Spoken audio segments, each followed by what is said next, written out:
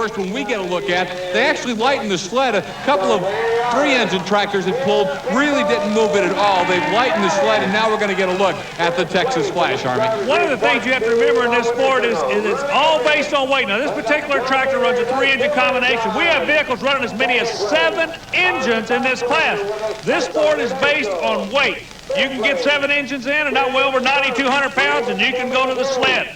Particularly right now, the guy with the problems is this young man right here. He's going to be down on horsepower from everybody else. He's giving away almost 50% more horsepower to some of his competitors. He's out of Cat Springs, Texas. Donald Nelson's Texas Flash now takes out the slack, and he's ready to go to work. This is a pure muscle class that involves 160-mile-an-hour wheel speed. The first 30 or 40 feet are not that impressive, but when they get that ground speed going and dialed in, they can really thump you. It'll come in at about 265 feet for the Texas Flash.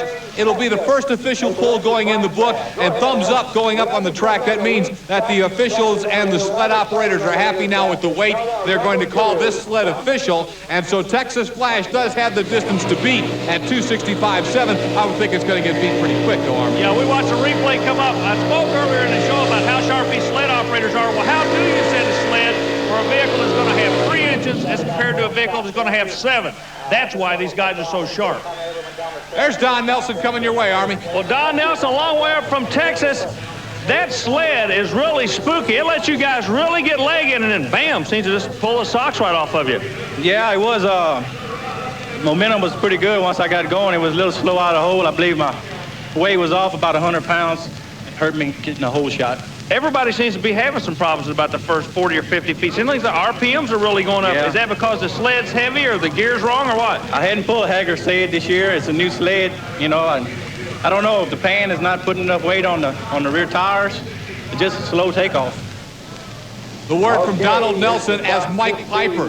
Just add dirt. You saw him win the 7,200-pound class a week ago here on Tough Tracks at Bowling Green. Now the 9,200 pounds, 5 Aries engines for Just Add Dirt. Ballpark figure on East engines, $40,000. Now you're talking some major dollar investment right here. The vehicle is crewed by his wife. Piper goes to the right side of the track. Now a moment ago, Nelson ran with 3 Chevrolets. Now you're going to watch 5 hybrid engines make their shot, Scott. Later, we're going to see 7 Chevys, so this is not the biggest in terms of just numerous engine combination we'll see. But it is a whole lot of horsepower in one place at one time. Keep another thing in mind. Even though the sled is only being pulled at about 30 miles an hour, the wheel speed on the tractor is about 160, and I tell you when it comes in right about now. He is looking phenomenal. This looks like a beautiful pull. Mike Piper's going out of here. Oh, he came past here like a fast-moving freight. A full pull with plenty to spare for Mike Piper and Just Add Dirt. Now, these people, that's what they come to see in Bowling Green. The brute, raw horsepower, ground speed, you can feel the earth shake. I know you could where you're standing, Army, and certainly, if anything, that looked too easy. Mike Piper took it, got the momentum built, and just rammed it out of here. And again, I guess it was too easy, Army. What's going on right now? Mike Piper made it look so easy. He literally drove it out the back door at the 300-foot mark. They're having a meeting with the track officials to decide is the sled going to be set or not. It doesn't look like they're going to be able to stop some of these guys today. Piper's proof of that, and there's more heat set in the pit area. We'll keep you up to date on what's going to happen. Well, Army, he just walked by. Maybe you can grab him. We're going to get a look at the replay once again as Mike Piper took it out of here. Now, you can tell as soon as he left the starting block that he was in great shape. Everything about this pull looked perfect, but he just continued to build speed, and he rammed way past the finish line. Army's got Mike Piper. Let's go down to that interview right now. Army? Mike, we just received word they are going to leave the sled the way it is. From the 275 to the 300-foot mark, you were literally flying. Well, I think they misjudged it a little bit on account of the tractors that come out in front of me. Some of those tractors only weigh like 7,000 pounds, and when they done a judgment thing of taking the weight out of the sled, I thought they were wrong, but they're going to have to live with that decision now, and maybe I won't have to make 3 runs and come back and make another one later on. But I think there'll be several of them out because the momentum was just so great on this end of the track. It's going to be awful hard to stop them. Mike Piper virtually guaranteed us that he thinks everybody's going to take it out of here now. Yeah, he says the sled is going to be set light again. Look at the ritual he goes through. Reaches down, puts it in gear. Right hand will come up and go on the throttle, and Fred Freeman is ready to come after you. He relies on the Chevrolet engine for horsepower. He's got a 5 Chevrolet engine combination, Scott. All right, he's got to get a full pull to force Mike Piper into that pull-off officially. Freeman is letting it hang out. Here he goes. Runs one of the Engler chassis supercharged Chevy combination. Good ground speed once again. Look at this. Oh, he's right there. I don't know if he got it out. Boy, the 160-mile-an-hour wheel speed really churns up the track at the end. Now, remember, you measure from the front of the sled. Not where the tractor is, but the front of the sled. Scott, oh, look at this. We just got the word. 4 inches short of a full pull for Fred Freeman. What a disappointment for the mean mistreater. Well, the replay comes back up. You can look right down the throats of the engine and tell that he had it on full kill. Right hand on the throttle. Ground speed just churning the dirt up at the end of the track. 1 inch seems to go away a little bit, but 4 inches is as good as a mile in this sport. Well, I'll tell you, you know, Fred is a guy who he's not going to second guess himself, but I'm sure right now he's replaying that run in his mind because any possible little hitch could have got him 4 more inches and put him in the pull-off. Well, Freeman, another thing about the guy, he's a privateer. He has to pay for all this out of his own pocket and everything, and if he can finish in the top 3 at Bowling Green, I think he'll be happy. Now, speaking of a guy that's been here before, won it before, John Heilman comes out in the 92-mile division. This is Ohio Gold. Heilman, who has been a very busy fella in Bowling Green because he gets to pull twice with his Golden Thunder Ford Thunderbird 2-wheel drive truck. And, of course, he pulls 7,200 and 9,200-pound modified tractor as well. Let's see if Piper's prediction of a bunch of guys going out of here begins to take hold right now, because I'm going to tell you, Heilman looks strong. He's going out of here. He's gone. Yeah, they're not only going out of here, they're dancing out the back door. Again, didn't even look like he really had to call on everything to get it out. You know, the first 10 or 15 feet, it doesn't look like they're going to do anything. Then the horsepower sticks, and oh, they just literally sling it out the 300-foot mark. Watch this. At this point, it's just sliding. Now it settles down. You can see the engine stop shimmying. It settles down, and here he comes. John Heilman's Ohio Gold taking it out. A good look now at the puller himself. There's Heilman. Good camera shot there. These guys are doing a great job showing you what this sport is all about. Well, and even after the box stopped on the top of the sled, he just kept dragging it. John Heilman might wind up being part of a whole fleet of drivers that go out. You guys look like you're having no problem at all. What's the matter? Really, if the track had been about 2 foot longer, it had me. I was a little heavy on the front. It's going to take a lot of tire speed. Engler, it's going to take the real high tire speed. That's all it's going to come out. Walsh and Engler. I don't know who else left back there, but it's definitely tire speed. And you got to get some weight off the front. Our back racks are a quarter full. We're going to throw some on the ground, I guess. The back motor didn't sound good when I quit. I'm a little concerned. Well, John Heilman knows he's in a pull-off, and obviously some possible problems for him. Policy peddler Richard Rockefeller out of Phelps, New York, to be up next. He's involved in the insurance industry. That's where the name comes from. Now, he relies on the Allison aircraft engine, 1,712 cubic inches each, plus turbocharged. So, again, horsepower is not going to be his problem. A lot of guys that were in Korea in the Second World War really get a kick out of watching these rascals run, because even though they're almost 50 years old, they can run with the young guys one-on-one. All right, so Rockefeller is going to get his engines fired here and go, as the Allisons will try to take on all the big horsepower we've been seeing up to now that's been in the pull-off. That being Mike Piper's Just Add Dirt combination and Ohio Gold John Heilman. Heilman brought out an interesting point a moment ago in the interview. The fact he said it would be a wheel speed track. Now, the Allison engine is not notorious for a lot of wheel speed. However, Rockefeller comes out and he's got it on rock and roll. Look at this, Scott. But the takeoff is aborted. He doesn't get it out. The distance for Richard Rockefeller, and the Policy Peddler will come in at 294 feet 7 inches. So he's not able to force a pull-off, although it is an excellent pull for Rockefeller. You know, but there's still a lot of people sitting in the grandstand with a big grin on their face, because the Allison, there's just something about it. It just makes a popping sound that when you hear it, you'll always remember. We've got 2 in the pull-off, but coming up next, it could be a third, because when we come back, Tim Engler brings out Mission Impossible.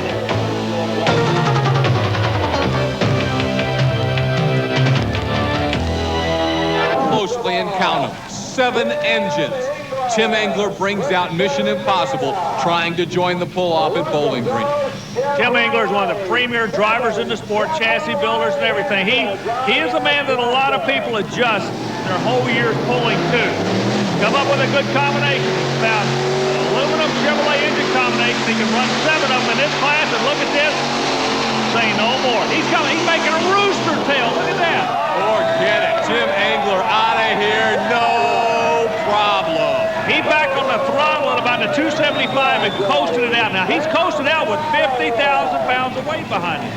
Incredible run for Mission Impossible. Again, like with Piper, no contest. He blew past that finish line, and now he knows that the next sled is going to be a little tougher, but this one was certainly not impossible for Mission Impossible. Well, Scott, even though he made a super run, he still had 2 cylinders that were not hitting, but he's got a total of over 50. There he is. Army Armstrong's going to talk to Tim Engler.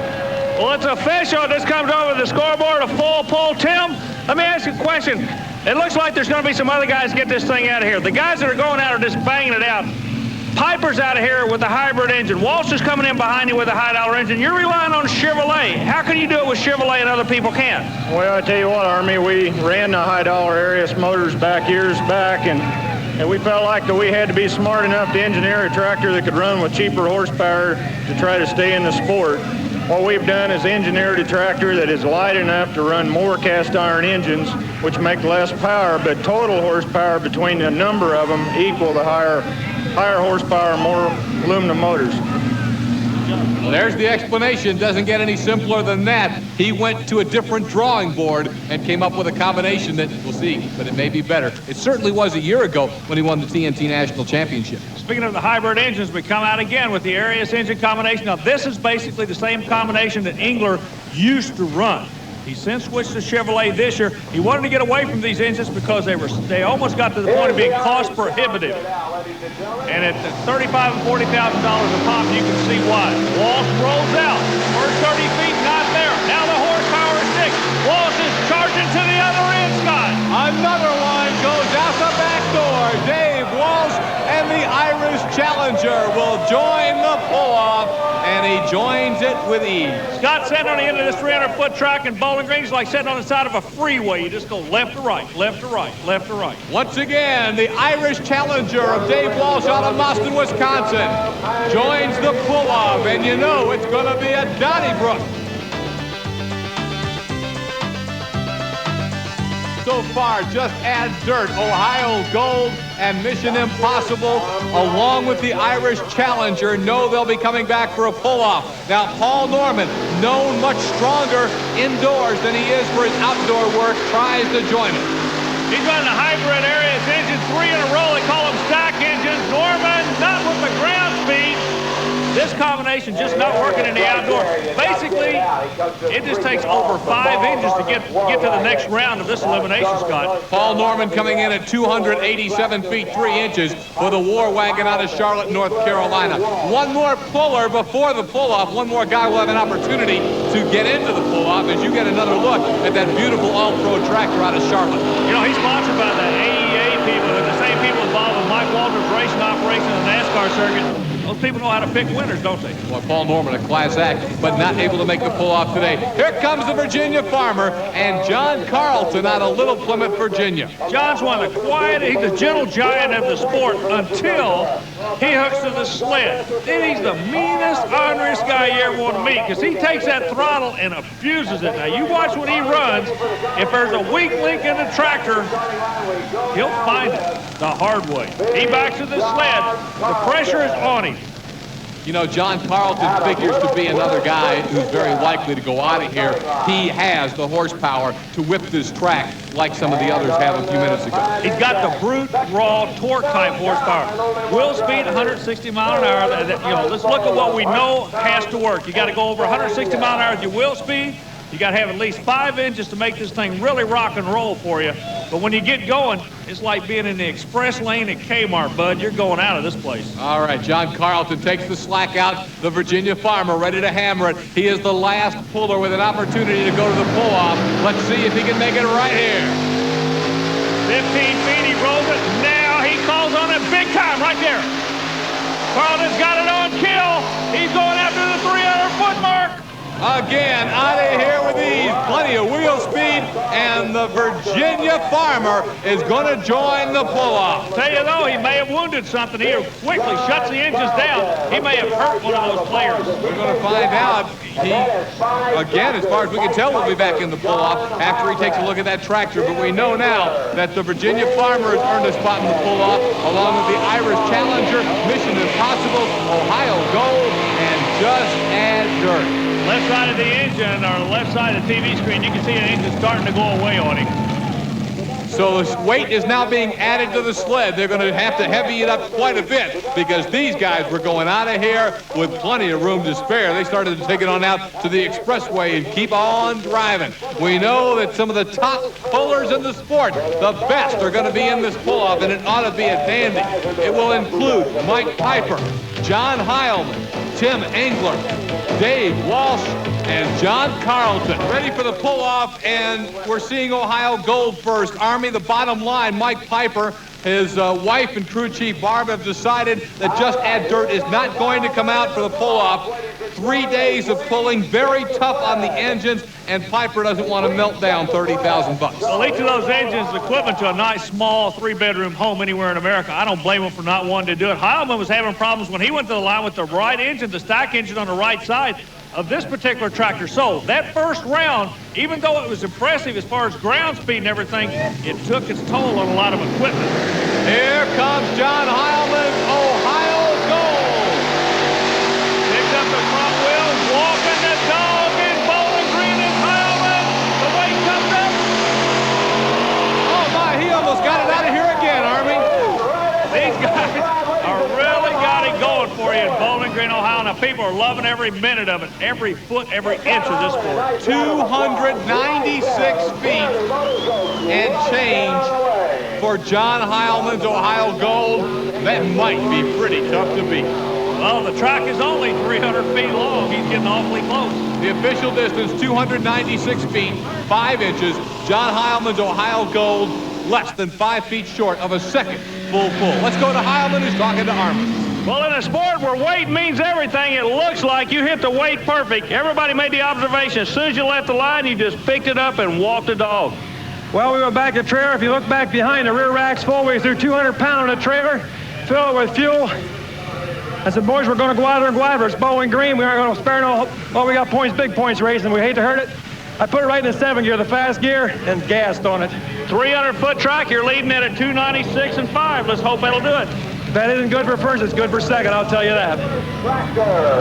John Heilman makes that statement knowing that this guy could take it past that 296 mark, Tim Engler. Now, we understand, already Piper's not coming back. Dave Walsh has apparently blown out a clutch, and Irish Challenger will not be back for the pull-off either. So it's come down to Engler and then the Virginia Farmer of John Carlton, the only guys with a shot to take it past John Heilman. Only the strong survived at Bowling Green past the first round. Engler, we told you the story. Let's just watch him.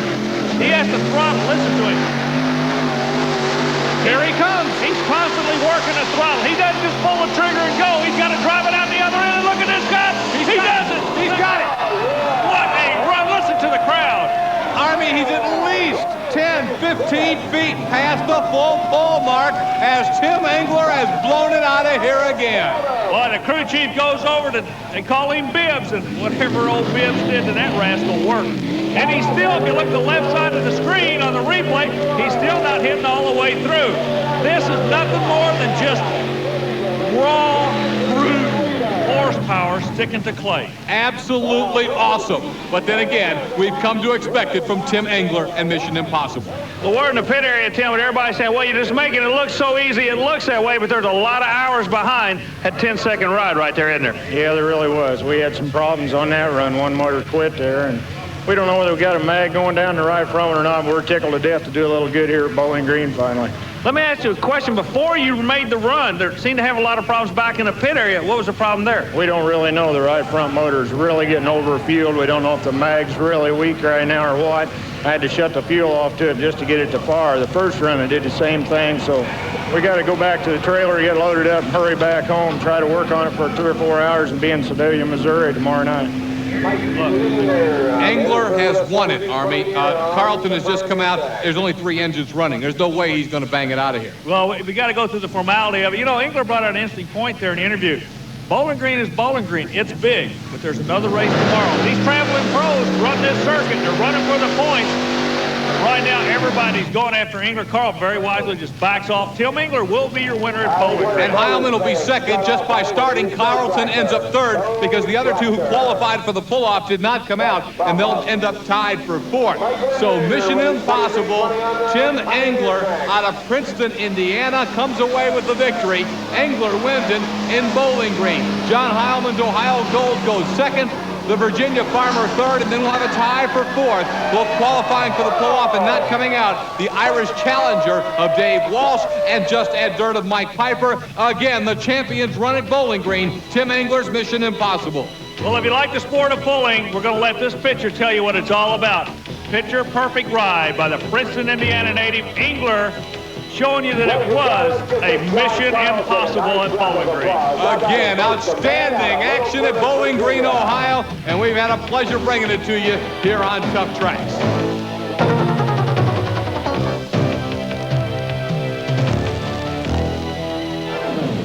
Right.